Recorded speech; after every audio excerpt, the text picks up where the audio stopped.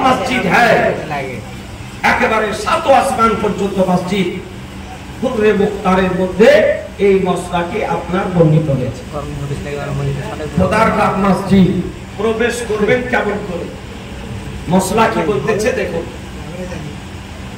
मस्जिद में दाखिल होते वक्त पहले दाहिना कदम अंदर रखे। मस्जिदे से उजू करले, उजू करे मस्जिद प्रवेश करबे, तो যখন এই মসজিদের গেটে পা রাখবেন তো প্রথমে রাখবেন ডান পা। কোন পা? একটু জোরে বলেন না।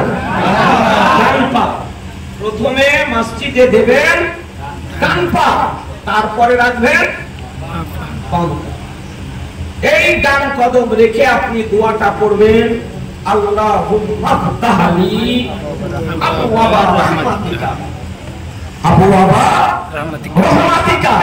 হে আল্লাহ, আমার জন্য প্রশস্ত করে দাও, খুলে দাও তোমার রহমতের দরজা। আল্লাহুম্মা ফতাহলি আবওয়াবা রাহমাতিকা। হে আল্লাহ, তোমার আমার জন্য তোমার রহমতের দরজা খুলে দাও।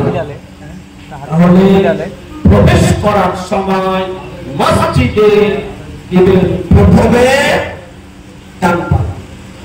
মনে থাকবে? কথাবার্তা বললে হবে না তো,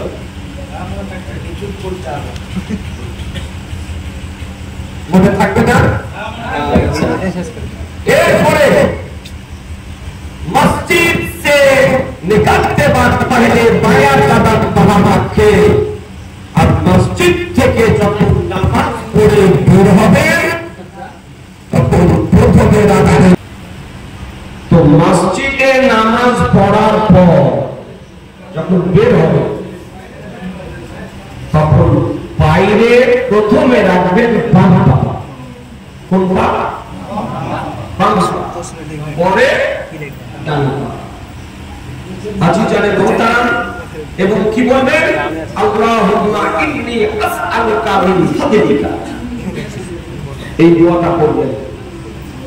আমার কাছে শুনে শুনে আর মুখস্থ করতে পারবেন না, তো যিনি ইমাম থাকবেন কমপক্ষে তার কাছে বসে এই দোয়াটা মুখস্থ করে মসজিদ প্রবেশ করার হওয়ার দোয়া আর মসজিদ থেকে বের হওয়া।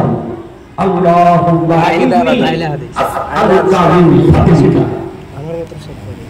তাহলে প্রবেশ করার সময় মসজিদে প্রথম ডান পা, আর বের হওয়ার সময় প্রথম পা বের হবে বাম পা। কেন? এর মধ্যে একটা গুরুত্ব আছে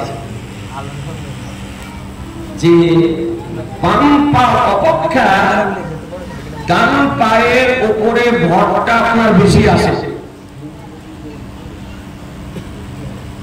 প্রবেশ করার সময় ডান কদম রাখলে তো মওত যদি হয় তাহলে যেন মসজিদের মধ্যে যেন হয়।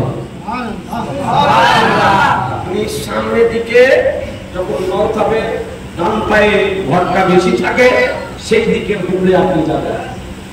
তো বলা হয়েছে যে তার মওত যদি হয় তো যেন মসজিদের মধ্যে যেন হয়। বের হওয়ার সময় বাম পা বের করবে, ডান পা ভিতরে থাকবে। ওই অবস্থায় যেন মওত হলে আপনার মওত মসজিদের মধ্যে যেন হয়। এই জন্য নবীর সুন্নাত হচ্ছে প্রবেশ করার সময় ডান কদম রাখা, বের হওয়ার সময় প্রথমে বাম পা রাখা। কথা মনে থাকবে? আজি জানে ভোতারা। আর কিছু মসজিদ প্রসঙ্গে মশলা একটু জেনে রাখুন।